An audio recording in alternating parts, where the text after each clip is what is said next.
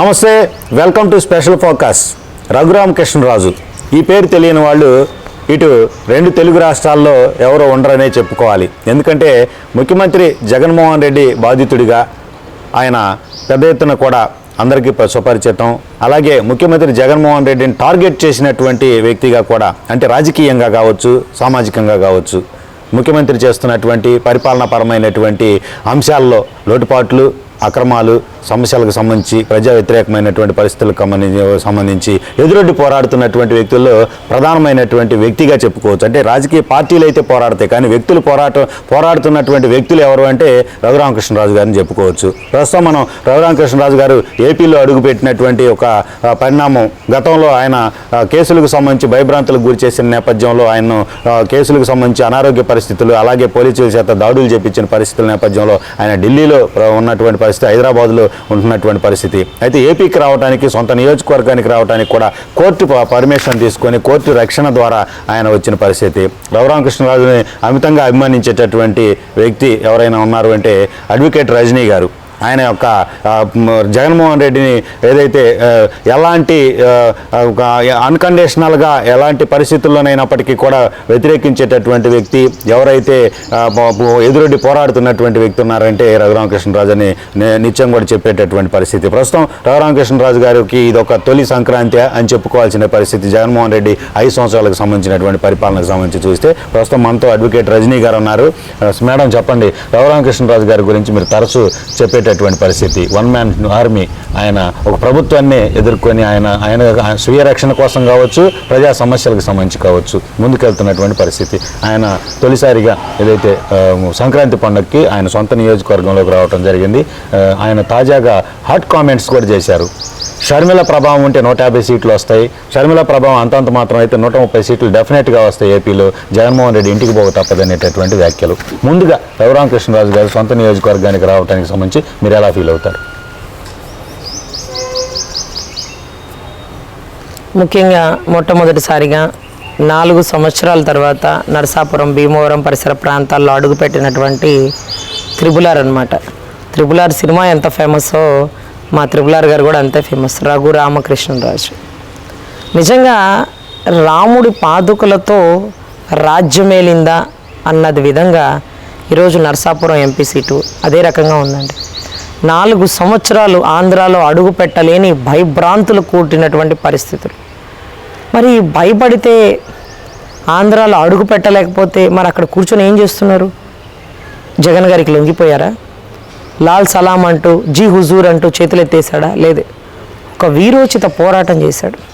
ప్రతిరోజు అర్ధరాత్రులు, అపరాత్రులు అతన్ని ప్రభుత్వాన్ని గద్దదించే వరకు నిర్విరామ కృషితో ఒక నిష్ణాతులైనటువంటి కొంతమంది వ్యక్తుల దగ్గర సబ్జెక్ట్ కూర్చుకుని, లీగల్ సబ్జెక్ట్ తెలుసుకుని, ప్రతిరోజు అవినీతి పర్వాన్ని బయటకు తీసుకొస్తూ ఒంటికంట ఆ టైంలో ఒక రచ్చబండ పెడతారండి.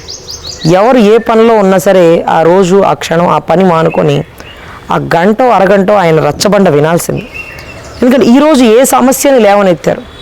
పేపర్లో మనం అద్భుతమైన సమస్యలు ఎన్నో చూస్తాం, కానీ రాష్ట్ర ప్రజలు ఎదుర్కొంటున్న సమస్యలు రావణాసుడు లాంటి వాటి రాక్షసుడితో, నాలాంటి వ్యక్తులతో పాటు ఇంకెంతమంది బాధితులు ఉన్నారని అందరినీ కలుపుకొని వస్తారండి.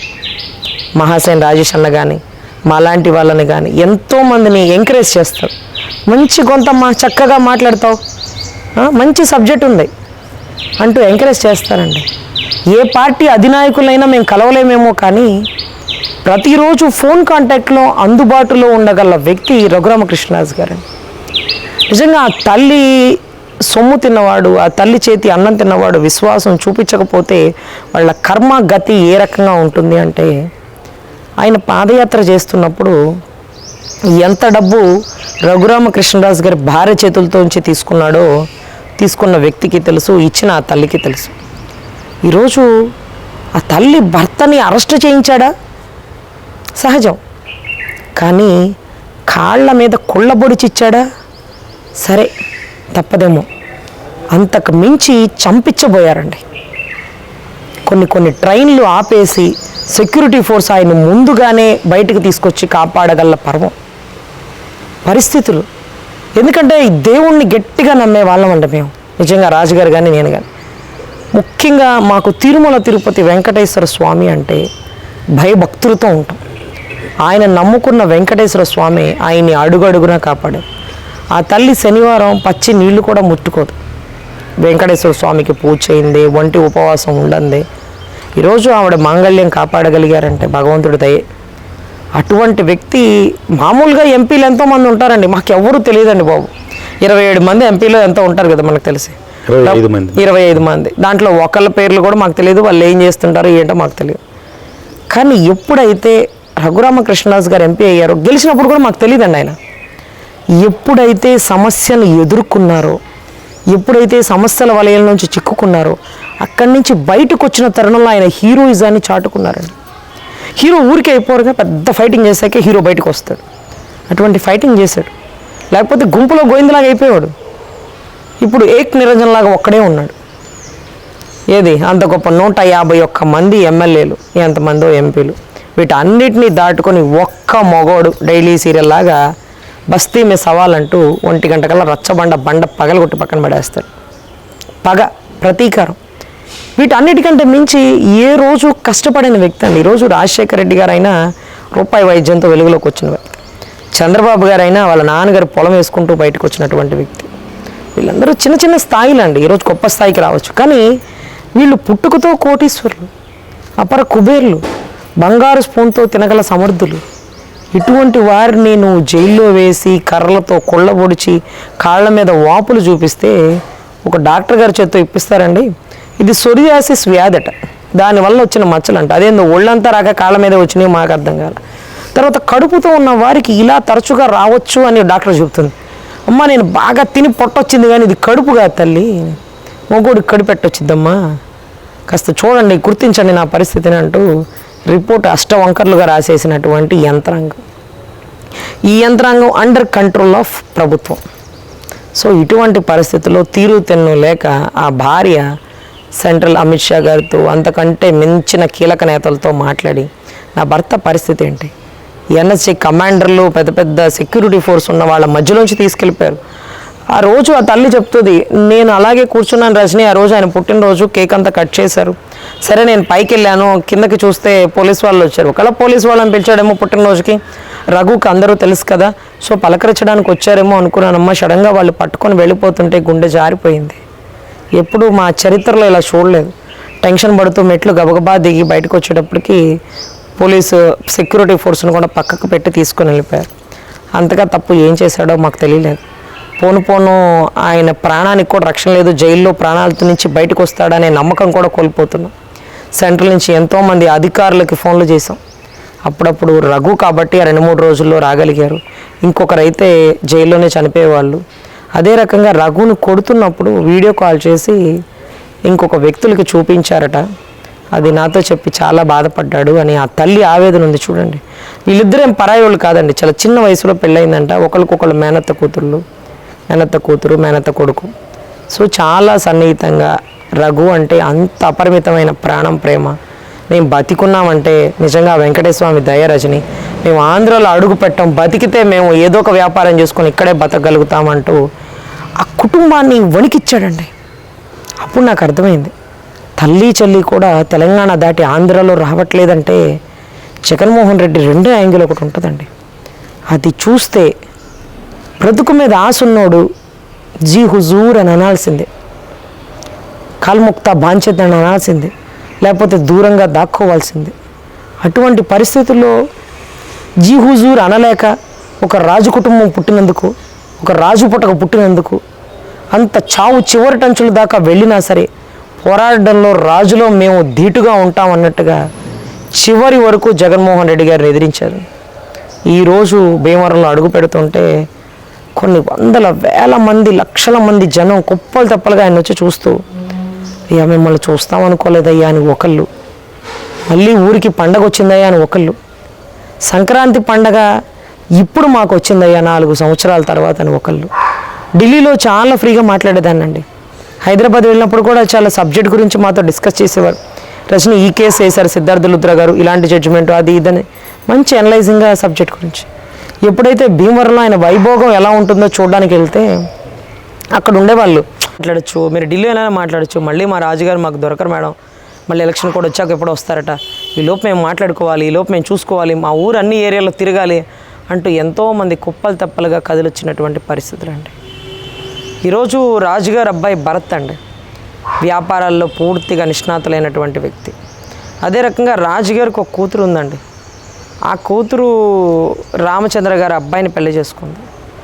ఎవరు ఈ రామచంద్రయ్య అంటే గౌరవ రాజశేఖర రెడ్డి గారి ఆత్మట. అసలు కట్ చేస్తే రాజుగారు ఒకరోజు జోక్ అనమాట, పైన మేడం గారు ఉన్నారు, కింద సార్ ఉన్నారు, ఎదురు కూర్చొని మాట్లాడుతుంటే, రజనీ నీకు రాజశేఖర రెడ్డిని చూపించినా అన్నాడు. ఎలా అన్న, పిలిపిస్తాను ఆగా అన్నాడు. ఎలా అన్న, రాజశేఖర రెడ్డి కిందకి రావా నువ్వు అన్నాడు. అంటే ఇదేంట్రా బాబోయ్ రాజశేఖర రెడ్డిని కిందకు పిలుస్తున్నారు అంటే, కాదు రాజశేఖర రెడ్డి కేవీపీ రామచంద్ర కొడుకు మనవడు, పేరు రాజశేఖర రెడ్డి పెట్టారు. వీళ్ళు రాజులు కదా, మళ్ళీ రాజశేఖర రెడ్డి పెట్టారు ఏంటంటే, కాదండి వైఎస్ రాజశేఖర రెడ్డి. అసలు పేరుతో సహా, ఇంటి పేరుతో సహా పేరు పెట్టేశారండి. వైఎస్ రాజశేఖర రెడ్డి కిందకి రా అంటే గబగబా దిగి వచ్చాడు ఆ పిల్లోడు. ఎవరు సార్ ఈ అబ్బాయి అంటే, అబ్బాయి పేరు అడుగు అన్నాడు. ఏం పేరు బాబు అంటే వైఎస్ రాజశేఖర రెడ్డి అన్నారు. ఈ రామచంద్రయ్య గారి ఆత్మ ఎక్కువయ్యి ఆయన విపరీతమైన అభిమానంతో ఇద్దరు మనవాళ్ళు అండి, ఒక మనవడి పేరు అచ్చంగా అదే పెట్టారు. ఆ రాజశేఖర రెడ్డి గారి కొడుకు వల్ల ఈరోజు రఘురామకృష్ణరాజు గారు ఇబ్బంది పడుతున్నా, రాజశేఖర రారా నాయన కిందకి, రాజశేఖర అన్నం తినరా బాబు అంటూ అంత ప్రేమ చూపిస్తున్నటువంటి ఆ కుటుంబం అండి. నిజంగా అసలు అంటే ప్రేమ వివాహాలకు కానీ, ఆదర్శాలకు కానీ, అభ్యుదయ భావాలకు కానీ రాజుగారి భోజనం అంటే ఎలా ఉంటుందో అసలు ఇక చెప్పనక్కర్లేదండి. ఒకవేళ నేను తినేసానమ్మా అని చెప్పినా కానీ తిని వెళ్ళాల్సిందే రజని, ఏ టైమైనా పర్లేదు నువ్వు ముందు తిని వెళ్ళాల్సిందే అంటూ 4-5 రకాలు పెట్టి ఒక పని మనిషితో చెప్పి వడ్డించరండి. వాళ్ళ దగ్గరుండి ఇది కొంచెం వేసుకో, ఇది ఒక్కసారి రుచి చూడు, ఇది కొంచెమే తిను, టేస్ట్ చేయి, నీకు బాగపోతే పక్కన పడే, ముందు టేస్ట్ చేయి, ఇది ఆ భీమవరం స్పెషల్ రజని అంటూ ఆ తల్లి వడ్డించిన తీరు, ఆ విశ్వాసం చూస్తే కంటతడి అనిపించిందండి. ఎలారా ఈ తల్లికి అన్యాయం చేయాలని చూసావు, ఎలారా ఆ భర్తని దూరం చేయాలని చూసావు, ఎలారా వాళ్ళ డబ్బులు తీసుకొని నువ్వు పాదయాత్ర చేసుకొని అన్నం తిని మొండి చేయి చూపిస్తారు చూడండి, తిన్నింటి వాసాలు పెడతారు చూడండి, అది నీ బతుకు. ఆ తల్లి కన్నీరు ఊరికే పోదు. ఏదైతే చంద్రబాబు గారిని కంటతడి పెట్టించి భువనేశ్వరమ్మ గారిని అసెంబ్లీలో అవమానపరిచారు చూడు, ఆ తల్లి కన్నీరు వృధాగా పోదు. అమరావతి రైతులు ఆడబిడ్డలు భూములు ఎక్కడిచ్చారో తెలియకుండా భూములు ఇచ్చి, ఏ రోజు భర్తకి తెప్ప వీళ్ళ ఎవరికి తెలియని వ్యక్తులు ఈరోజు బయటకు వచ్చి 4.5 సంవత్సరాల నుంచి ఉద్యమం చేస్తున్నారు చూడు, ఆ తల్లి కన్నీళ్ళు వృధాకపో. అంగన్వాడీ వాళ్ళు ప్రతి ఆడబిడ్డని సొంత తల్లిగా భావించి, ఒక పిల్లని చంకలో ఒక పిల్లని కిందకు పెడితే చూసే తల్లి ఏమనుకుంటుందని 2 పిల్లల్ని చంకలో ఎత్తుకెళ్ళినటువంటి అంగన్వాడీ ఆడబిడ్డలు, అశుద్ధాన్ని కూడా పరిశుభ్రంగా క్లీన్ చేసి చేత్తో అన్నం కలిపి నోట్లో పెట్టే ఆ తల్లులు మదర్ తెరిసాకు మారుపేరు. అటువంటి అంగన్వాడీ ఆడబిడ్డలను ఏడిపిస్తున్నాం. ఎంతమంది దళిత ఆడబిడ్డలు ఉసూరుమంటున్నారు. ఈరోజు సుబ్రహ్మణ్యాన్ని చంపినటువంటి అనంతబాబుని నువ్వేం చేసావు, నీతో పాటు ఫ్లైట్లో తిప్పుకొని ఎమ్మెల్సీ నుంచి ఎమ్మెల్యేకి ఇచ్చావు. ఆ దళిత బిడ్డ ఆవేదన. అసలు ఎంతమంది ఆడబిడ్డలు దళిత బిడ్డలు నరకబడ్డారు, చంపబడ్డారు. ఒక ఆడబిడ్డని కాపాడబోయి ఒక బిడ్డ అమర్నాథ్ గౌడ్ తనంతట తాను తగలబెట్టుకున్న పరిస్థితి. అంటే నోరెత్తి మాట్లాడితే పసిబిడ్డను కూడా లెక్క చేయము అన్నటువంటి నీ ప్రభుత్వానికి ఖచ్చితంగా కత్తి మీద సాన్లాగా అవుతుంది ఈసారి ఎలక్షన్స్. రఘురామకృష్ణరాజు గారి దెబ్బతిన్న పాము పగబట్టి వచ్చి కూర్చొని రాష్ట్రంలో రాజకీయం ఎలా చేస్తుందో చూడండి. చదువుకున్న వాడికి, రౌడీజం గల్ల వాడికి తేడా చూడండి. రాష్ట్రంలో అందరూ నివ్వెరపోయే నిజాలని వెలుగులోకి తీసుకొస్తూ కల్తీ మందుల్ని ఎప్పుడో గతంలోనే టెస్ట్ రిపోర్ట్లకి పంపించి రాష్ట్రంలో జరుగుతున్న ప్రతి తప్పుని ఎన్ని వేల కోట్లు స్కామ్ చేశాడు, ఎన్ని వేల కోట్లు సెంట్రల్ నుంచి అప్పు తెచ్చుకున్నాడు, ప్రతీది రిపోర్టు ఆధారపూర్వకంగా మాట్లాడుతున్నటువంటి హైకోర్టులో కూడా పిటిషన్ వేశారు మేడం ఆ వ్యక్తి. సో ఖచ్చితంగా తప్పు చేసిన వ్యక్తి బయటకు వదిలేయడం ఏంటండి? 6,041 వాయిదాలు కట్టండి కాని వ్యక్తి సిబిఐ కేసులో ముద్దాయి బెయిల్ మీద బయటికి వెళ్ళడం ఏంటండి అంటూ ఈరోజు బెయిల్ క్యాన్సిల్ చేయమని వేసిన పిటిషన్ కూడా ఆయనదేనండి. ఏవైనా రాజులు ధైర్యవంతులని మరొక్కసారి రఘురామకృష్ణరాజు గారు కత్తి పట్టకుండా యుద్ధం చేస్తున్నటువంటి పర్వం అండి ఈరోజు. ఖచ్చితంగా ఆయన చెప్పినట్టుగా ఏదైతే షర్మిలమ్మ గారి సహాయ సహకారాలు ఉంటే 150 సీట్లు, ఒకవేళ షర్మిలమ్మ సహకరించకపోయినా 135 సీట్లతో జనసేన తెలుగుదేశం కూటమితో గెలుపు తథ్యం. ఈ అవినీతి పరుడైన అరాచకుడైనటువంటి ఈ వ్యక్తిని ఆడబిడ్డల ఉసురు తగిలి ఎంతోమంది మగవాళ్ళు ప్రాణాలకు సైతం పోరాడి ఈరోజు జైళ్ళలో ఉన్నటువంటి ప్రతిపక్ష నేతల బాధలు ఖచ్చితంగా ఈరోజు తుదముట్టించబోతున్నారు. సో రానున్న కాలంలో రామరాజ్యం రాబోతుందంటూ నరసాపురం భీమవరం పరిసర ప్రాంతాల వాళ్ళు చాలా సంతోషంగా ఉన్నారండి.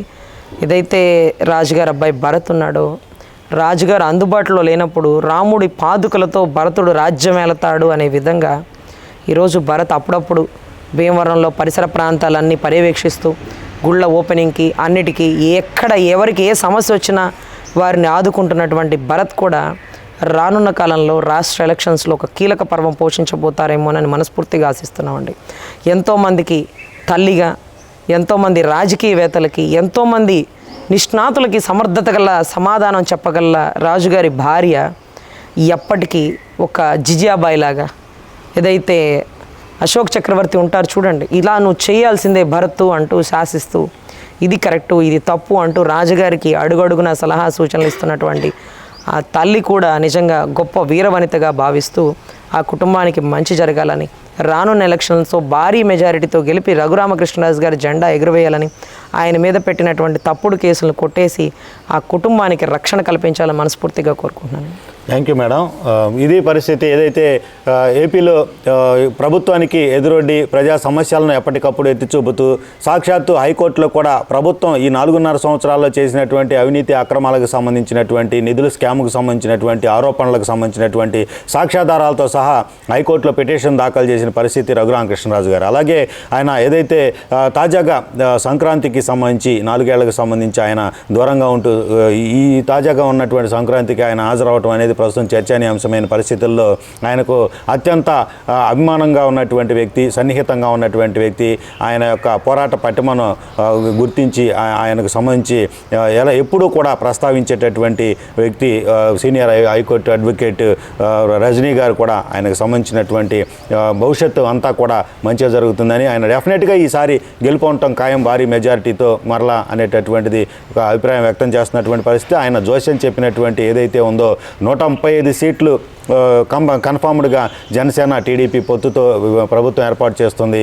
షర్మిల ప్రభావం కనుక ఉంటే 150 సీట్లు వస్తాయనేటటువంటి ఒక అభిప్రాయం ఏదైతే ఉందో అది తథ్యం అనేటటువంటి అభిప్రాయాన్ని కూడా అడ్వకేట్ రజనీ గారు తెలియజేస్తున్నటువంటి పరిస్థితి. ఇది ఈరోజు టాపిక్. మరో టాపిక్తో మళ్ళీ కలుద్దాం. నమస్తే.